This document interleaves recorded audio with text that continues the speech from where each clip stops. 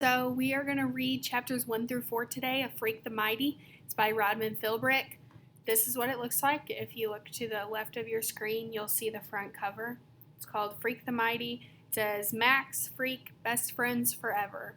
Okay, this is my Freak the Mighty book, and it doesn't have a cover. So I figured I would show you what yours would look like when you came back. Each one of you will get a copy to read from.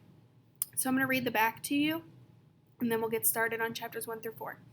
So on the back it says, that's what Max thought. All his life he'd been called stupid, dumb, slow.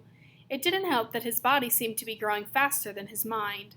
It didn't help that people were afraid of him. So Max learned how to be alone. At least until Freak came along.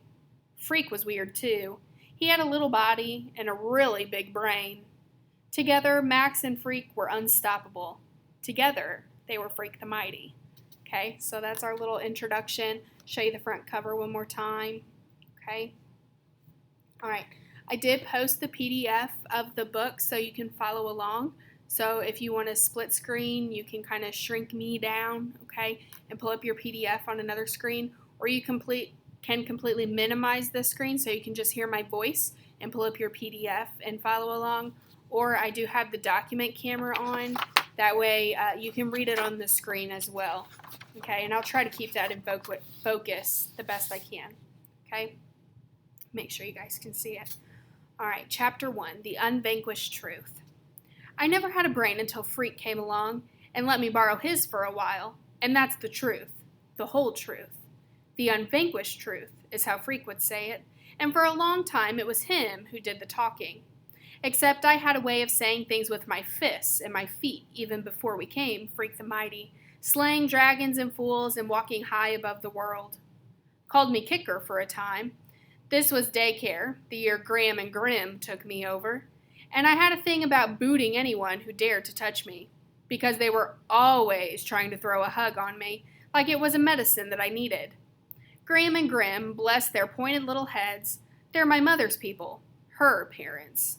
And they figured, whoa, better put this little critter with other little critters his own age. Maybe it will improve his temper.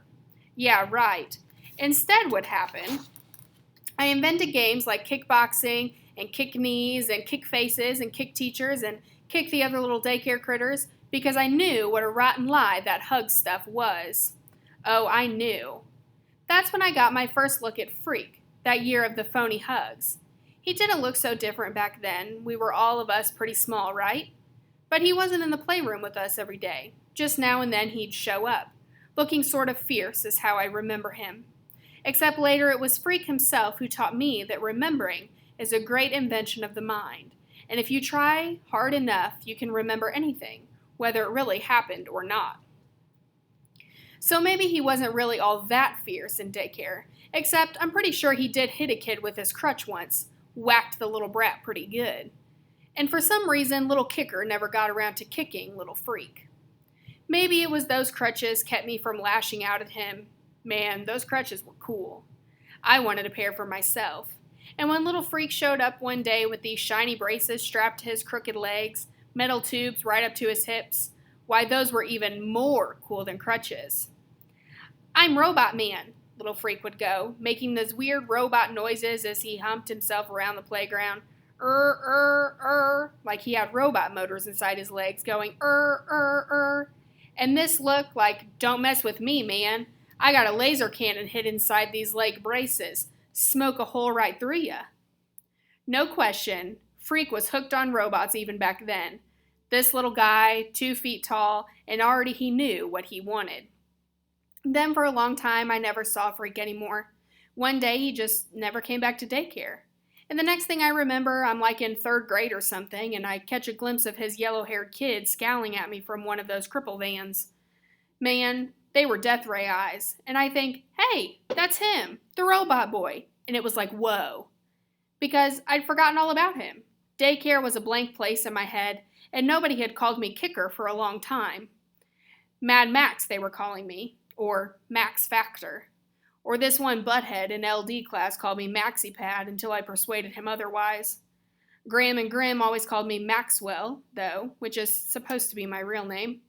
And sometimes I hated that worst of all. Maxwell. Ugh. Grim out in the kitchen one night after supper, whispering to Graham, had she noticed how much Maxwell was getting to look like him? Which is the way he always talked about my father, who had married his dear departed daughter and produced, eek, Maxwell. Grim never says my father's name, just him. Like his name is too scary to say. It's more than just the way Maxwell resembles him. Grim says that night in the kitchen, the boy is like him. We'd better watch out. You never know what he might do while we're sleeping, like his father did. And Graham right away shushes him and says, "Don't ever say that, because little pictures have big ears," which makes me run to the mirror to see if it is my big ears. Made me look like him. What a butthead, huh? Well, I was a butthead because, like I said, I never had a brain until Freak moved down the street. The summer before 8th grade, right? That's the summer I grew so fast that Grim said we best let the boy go barefoot. He's exploding out of his shoes. That barefoot summer when I fell down a lot, and the weirdo robot boy with his white-yellow hair and his weird, fierce eyes moved into the duplex down the block with his beautiful brown-haired mom, the fair Guinevere. Only a falling-down goon would think that was her real name, right? Like I said, are you paying attention here? Because you don't even know yet how we got to be Freak the Mighty, which was pretty cool, even if I do say so myself. Chapter 2. Up from the Down Under.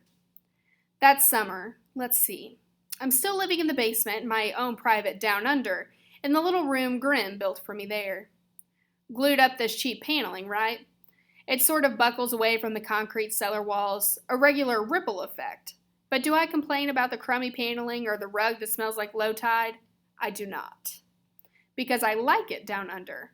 Got the place all to myself and no fear of Graham sticking her head in the door and saying, "Maxwell, dear, what are you doing?" Not that I ever do much of anything. Graham has it fixed in his head I'm at a dangerous age, and they need to keep me under observation. Like I might make bombs or start a fire. Or whack out the local pets with my trusty slingshot or whatever. Except I never had a slingshot. It was Grim who had one when he was my age. The proof is right there in the family photo album. You can see this blurry little miniature Grim with no front teeth, grinning at the camera and yanking back on his prehistoric slingshot. Good for whacking mastodons, probably.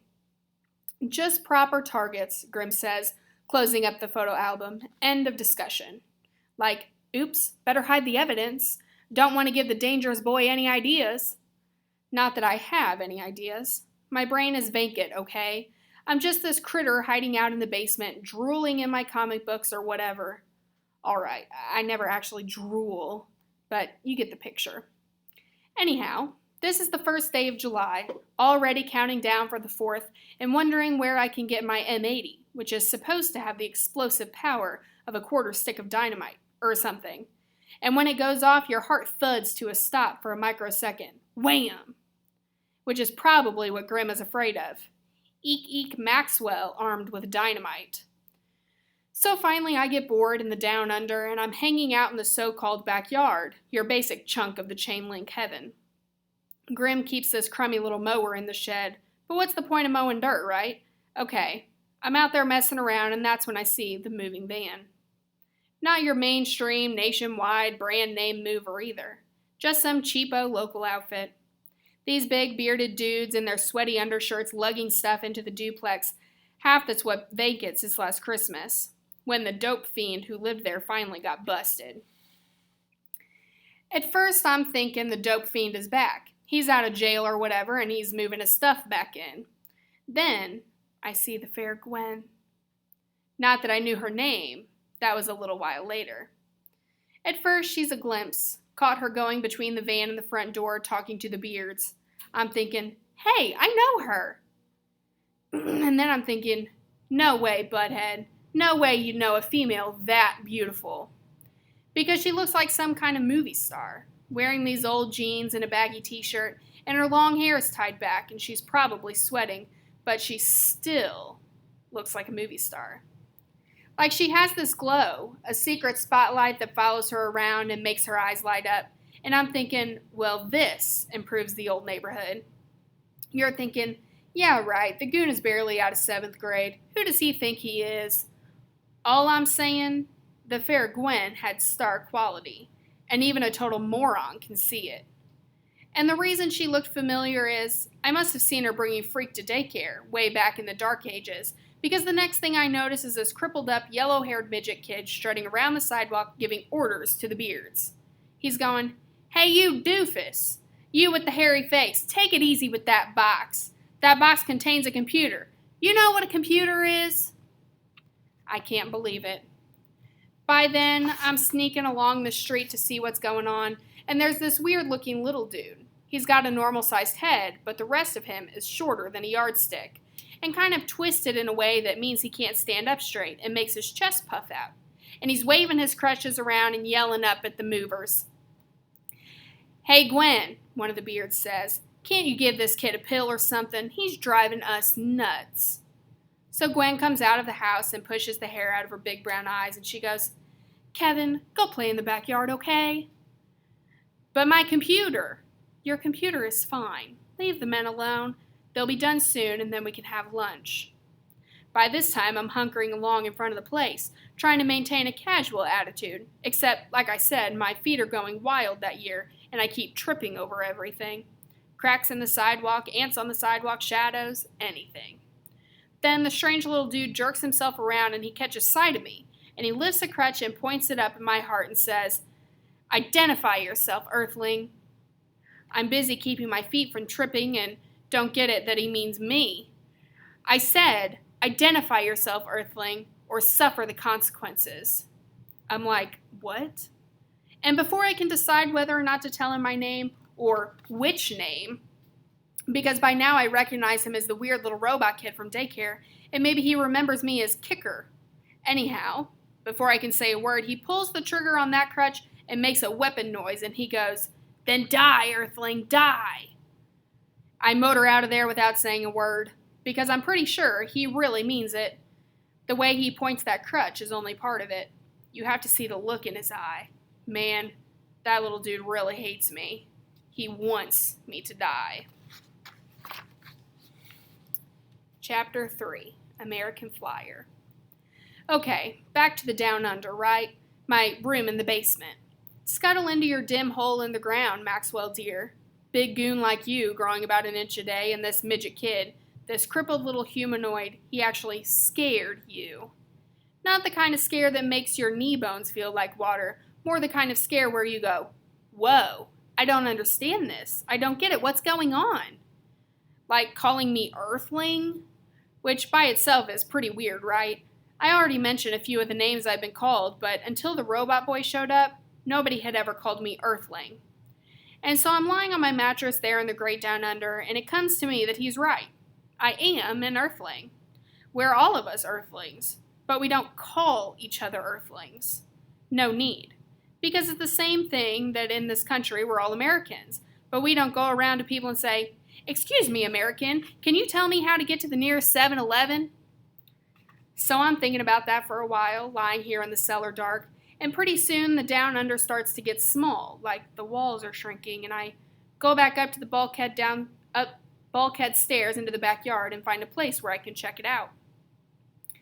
There's this one scraggly tree behind the little freak's house, right? Like a stick in the ground with a few wimped out branches. And there he is, hardly any bigger now than he was in daycare, and he's standing there waving his crutch up at the tree. I kind of slide over to the chain link fence, get a better angle on the scene. What's he doing whacking at that crummy tree? Trying to jump up and hit this branch with his little crutch, and he's mad, hopping mad. Only he can't really jump. He just makes this jumping kind of motion. His feet never leave the ground. Then what he does, he throws down the crutch and he gets down on his hands and knees and crawls back to the house. If you didn't know, you would think he was like a kindergarten creeper who forgot how to walk. He's that small. And he crawls real good, better than he can walk. Before you know it, he's dragging this wagon out from under the steps. Rusty red thing, one of those old American Flyer models. Anyhow, the little freak is tugging it backwards a few inches at a time, chugging along until he gets that little wagon under the tree. Next thing, he picks up his crutch and he climbs in the wagon and he stands up and he's whacking at the tree again. By now, I've figured out that there's something stuck up in the branches and he wants to get it down. This small, bright-colored thing looks like a piece of folded paper. Whatever it is, that paper thing, he wants it real bad. But even with the wagon, there's no way he can reach it. No way. So I go over there to his backyard, trying to be real quiet, but I'm no good at sneaking up, not with these humongous feet. And he turns and faces me with that crutch raised up like he's ready to hit a grand slam on my head. He wants to say something, you can tell that much, but he's so mad he's all huffed up, and the noise he makes, it could be from a dog or something, and he sounds like he can hardly breathe. What I do, I keep out of range of that crutch and just reach up and pick the paper thing right out of the tree. Except, it's not a paper thing. It's a plastic bird, light as a feather. I have to hold it real careful or it might break. That's how flimsy it is. I go, "You want this back or what?" The little freak is staring at me, bug-eyed, and he goes, "Oh, it talks." I give him the bird thing. "What is it, like a model airplane or something?" You can tell he's real happy to have the bird thing back, and his face isn't quite so fierce. He sits down in the wagon and he goes, "This is an ornithopter. An ornithopter is defined as an experimental device propelled by flapping wings. Or you could just say that an ornithopter is just a big word for a mechanical bird." That's how he talked, like right out of a dictionary. So smart you can hardly believe it. While he's talking, he's winding up the bird thing. There's this elastic band inside, and he goes, "Observe and be amazed, Earthling." And then he lets it go. And you know what? I am amazed. Because it does fly just like a little bird, flitting up and down and around, higher than I can reach. I chase after the thing until it boinks against the scrawny tree trunk, and I bring it back to him and he winds it up again and makes it fly. We keep doing that, it must be for almost an hour, until finally the elastic breaks. I figure that's it. End of ornithopter. But he says something like, "All mechanical objects require periodic maintenance. We'll schedule installation of a new propulsion unit as soon as the Fair Ch.1-4 gets a replacement." Even though I'm not sure what he means, I say, "That's cool." "You live around here, Earthling?" "Over there," I point out the house, "in the down under." He goes, "What?" And I figure it's easier to show him than explain all about Graham and Grim and the room in the cellar, so I pick up the handle to the American Flyer wagon and I tow him over.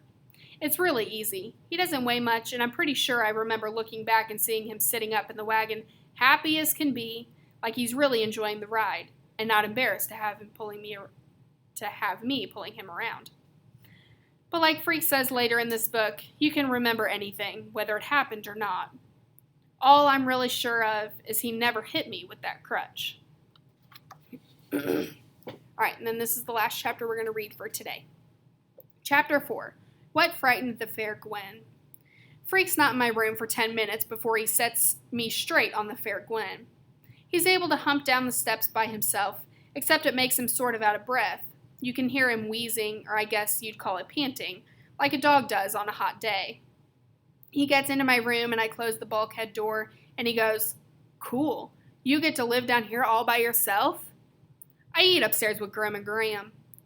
Freak works himself up onto the foot of my bed and uses a pillow to make himself comfortable. It's pretty dim down here, only the daylight from one basement window, but it catches him just right and makes his eyes shine. "Graham must be your grandmother," he says.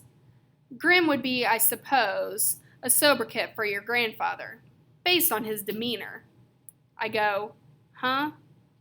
Freak grins and pushes back his yellow hair and goes, "Pardon my vocabulary. Sobriquet means nickname, and demeanor means expression.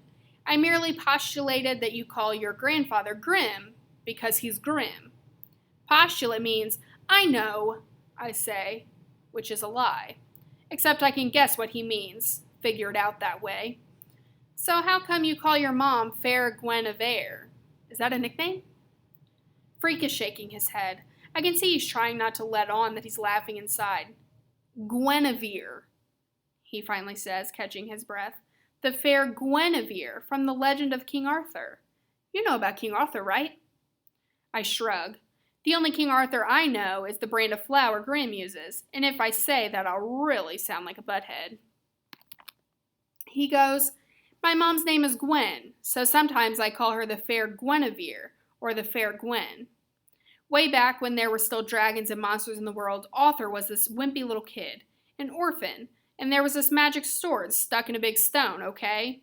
The old king had died, and whoever could pull the sword from the stone proved he was the next king. All these big tough dudes came from all over to yank at the sword, and they couldn't budge it. One day, this wimpy little kid tried it when nobody was looking, and the sword slipped out like it was stuck in butter. So, he was the king, this little kid? Freak nods. He's really into this story, and he's making shapes in the air with his hands. This is the first time for me, hearing Freak really talk, and right away I know one thing. When he's talking, you can't take your eyes off of him. His hands are moving, and it's like he's really seeing it, the story about an old king. Arthur's magical sword is called Excalibur, and the fair Guinevere is this pretty girl who becomes his queen. Fair, in those days, meant the same as beautiful does now. Anyhow, Arthur got bored just sitting around, so he invited all the knights of England to come live in the castle. They all ate supper at this round table, which is why they were called the Knights of the Round Table. Every now and then, King Arthur would send them off on a special secret mission, which in the old days they called a quest. They had to slay dragons and monsters and evil knights. I assume you know what a knight wears into battle. I think so, but I like hearing Frank talk, so I go, better tell me. And that's when I find out why he's so interested in some clanky old knights. Because Freak really lights up and he goes, the knights were like the first human version of robots. They wore this metal armor to protect them and make them invincible. When I get my stuff unpacked, I'll show you the pictures. It's pretty amazing, really, that hundreds of years before they had computers, they were already attempting to exceed the design limitations of the human body. I go, huh? And Freak sort of chuckles to himself like he expected me to go, huh? And he says, the design limitations of the human body, you know, like we're not bulletproof and we can't crush rocks with our bare hands, and if we touch a hot stove, we get burned. King Arthur wanted to improve his men, so he made them armor-plated. Then he programmed them to go out and do these quests, slay the dragons and so on, which is sort of how they program robots right now. I go, I thought there weren't any real robots, just in the movies. Boy, does that make his eyes blaze. Like, whoa. Talk about laser beams. He's like fuming, so upset he can hardly talk. Finally, he gets control of himself and he goes, I suppose I must make allowances for your ignorance. On the subject of robots, you are clearly misinformed. Robots are not just in the movies. Robotics, the science of designing and building functional robots, is a huge industry. There are thousands of robots units presently in use, millions of them. They don't look like the robots you see in movies, of course, because they're designed according to function. Many robotic devices are in fact sophisticated assembly units, machines that put together cars and trucks and computers. For instance, the space shuttle has a robot arm. Right, I say, I saw that on TV. Freak sighs and rolls his eyes. Ah, yes, he says, television, the opiate of the masses. For about the 11th time I go, huh? Opiate, a drug, he says. Massive, that means large and heavy. Thus, television is the drug of fatheads, opiate of the masses. You don't have a TV? Of course I have a television, he says. How else could I watch Star Trek? Matter of fact, I watch tons of Tube, but I also read tons of books so I can figure out what's true and what's fake, which isn't always easy. Books are like truth serum. If you don't read, you can't figure out what's real. This time I don't say huh, because then I might have to explain how I'm an LD, and reading books is the last thing I want to do, right after trimming my toenails with a lawnmower, gargling nails, and eating worms for breakfast. Of course, Freak has probably already guessed I'm a learning disabled, because he's had a look around my room, and it isn't exactly the public library. I'll lend you some of my books, he says. Cool, I say, like it's just what I've been waiting for. Another chance to prove that I'm a butthead. Then we both hear it at the same time, this voice calling his name and sounding real worried. The fair Gwen, he says, I gotta beam out of here. I go up and open the bulkhead door, and his mother is in the backyard and she's looking at the little red wagon. She catches sight of me coming up out of the down under, and it's like somebody shot her. Like she's scared out of her mind. "Kevin," she says, "I'm looking for a little boy." Freak is huffing and puffing as he humps himself up the steps, and the fair Gwen grabs Freak and puts him in the wagon, and I swear she almost runs home. Like, if she doesn't get away quick, something really bad is going to happen. Freak is in the wagon, and he's trying to look back at me, trying to shrug his shoulders and let me know he doesn't understand what got into the fair Gwen. But I know. It's pretty simple, really. She's scared of me. Okay, so that's the end of chapters 1 through 4. We'll read 5 through 8 tomorrow. All right, so after this video, after you get done watching, if you need to rewatch it, if you missed some parts or if I read too fast, you're more than welcome to rewind and rewatch. But when you're done watching, I would like you to take the Google form that says chapters 1 through 4 review for Freak the Mighty. There's some questions about figurative language on there, and there's some questions about just basic comprehension, so what happened in the story. If the video of me reading it to you doesn't help you as much as reading it on your own, you don't necessarily have to watch this video or listen to it again. If you would rather just read it off the PDF that I posted again, that's fine with me. Or if you feel like you're prepared after listening this first time and reading it the first time through, that's okay too. All right, so that's posted on Google Classroom for you. I would like you to go through and take that quiz. I don't want you to use your book, so only use what you remember, okay? So don't use the PDF that's posted on there. Just take the quiz after you feel like you are ready for it. If you have any questions, please email me. My email is at the top of your Google Classroom page.